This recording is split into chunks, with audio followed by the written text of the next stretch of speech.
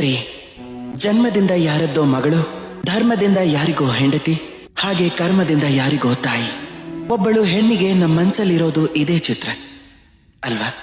ನಮ್ಮ ಜೀವನದಲ್ಲಿ ಹೆಣ್ಣಿನ ಒಂದು ಅಸಾಮಾನ್ಯವಾದ ಯೋಗದಾನ ಇದೆ.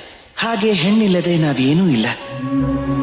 ಆದ್ರೆ ಅಧಿಕಾರ, ಇದೇ ವಿಷಯದಲ್ಲೇ ನಾವು ತಪ್ಪು ಮಾಡೋದು. ಯಾವಾಗ ಒಂದು ಹೆಣ್ಣು ಮಗಳಾಗಿರ್ತಾಳೋ, ಯಾವಾಗ ಜನ್ಮ ಪಡಿತಾಳೋ, ಆಗ ಅವಳ ಮೇಲೆ ಅಧಿಕಾರ ಇರೋದು ತನ್ನ ತಂದೆಗೆ. ಯಾವಾಗ ಅವಳು ಮದುವೆ ಆಗತ್ತೋ ಆಗ ಅವಳ ಅಸ್ತಿತ್ವದ ಮೇಲೆ ಅಧಿಕಾರ ಇರೋದು ತನ್ನ ಗಂಡನಿಗೆ. ಯಾವಾಗ ಅವಳು ತಾಯಿ ಆಗ್ತಾಳೋ ಆಗ ತನ್ನ ಸಮಸ್ತ ಜೀವನದ ಅಧಿಕಾರವನ್ನ ತನ್ನ ಮಕ್ಕಳಿಗೆ ಕೊಟ್ಬಿಡ್ತಾಳೆ. ಆದ್ರೆ ನಾವು ಯಾವಾಗ್ಲಾದ್ರೂ ಯೋಚನೆ ಮಾಡಿದೀವ, ಈ ಜೀವನ ಹೆಣ್ಣಿನದ್ದು, ಅವಳು ಎಲ್ಲರನ್ನೂ ಉದ್ಧಾರ ಮಾಡ್ತಿದ್ದಾಳೆ. ಹೀಗಿರುವಾಗ ಅವಳ ಜೀವನದ ಅಧಿಕಾರನೂ ಅವಳ ಹತ್ರನೇ ಇರಬೇಕು ಅಲ್ವಾ? ಅವಳು ತನ್ನ ಜೀವನದ ತೀರ್ಮಾನವನ್ನ ತಾನೇ ತಗೋಬಹುದು, ತನ್ನ ಭಾಗ್ಯವನ್ನ ತಾನೇ ರೂಪಿಸ್ಕೋಬಹುದು.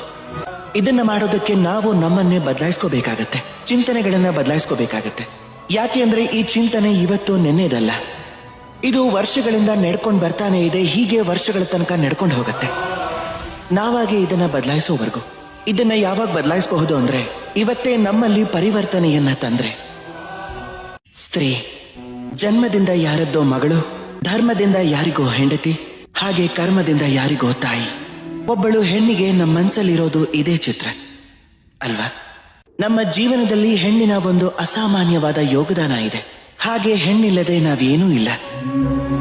ಆದ್ರೆ ಅಧಿಕಾರ, ಇದೇ ವಿಷಯದಲ್ಲೇ ನಾವು ತಪ್ಪು ಮಾಡೋದು. ಯಾವಾಗ ಒಂದು ಹೆಣ್ಣು ಮಗಳಾಗಿರ್ತಾಳೋ, ಯಾವಾಗ ಜನ್ಮ ಪಡಿತಾಳೋ, ಆಗ ಅವಳ ಮೇಲೆ ಅಧಿಕಾರ ಇರೋದು ತನ್ನ ತಂದೆಗೆ. ಯಾವಾಗ ಅವಳು ಮದುವೆ ಆಗತ್ತೋ ಆಗ ಅವಳ ಅಸ್ತಿತ್ವದ ಮೇಲೆ ಅಧಿಕಾರ ಇರೋದು ತನ್ನ ಗಂಡನಿಗೆ. ಯಾವಾಗ ಅವಳು ತಾಯಿ ಆಗ್ತಾಳೋ ಆಗ ತನ್ನ ಸಮಸ್ತ ಜೀವನದ ಅಧಿಕಾರವನ್ನ ತನ್ನ ಮಕ್ಕಳಿಗೆ ಕೊಟ್ಬಿಡ್ತಾಳೆ. ಆದ್ರೆ ನಾವು ಯಾವಾಗ್ಲಾದ್ರೂ ಯೋಚನೆ ಮಾಡಿದೀವ, ಈ ಜೀವನ ಹೆಣ್ಣಿನದ್ದು, ಅವಳು ಎಲ್ಲರನ್ನೂ ಉದ್ಧಾರ ಮಾಡ್ತಿದ್ದಾಳೆ. ಹೀಗಿರುವಾಗ ಅವಳ ಜೀವನದ ಅಧಿಕಾರನೂ ಅವಳ ಹತ್ರನೇ ಇರಬೇಕು ಅಲ್ವಾ? ಅವಳು ತನ್ನ ಜೀವನದ ತೀರ್ಮಾನವನ್ನ ತಾನೇ ತಗೋಬಹುದು, ತನ್ನ ಭಾಗ್ಯವನ್ನ ತಾನೇ ರೂಪಿಸ್ಕೋಬಹುದು.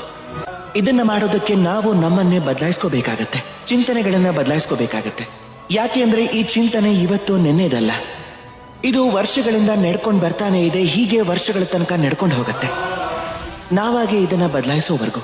ಇದನ್ನ ಯಾವಾಗ ಬದಲಾಯಿಸ್ಕೋ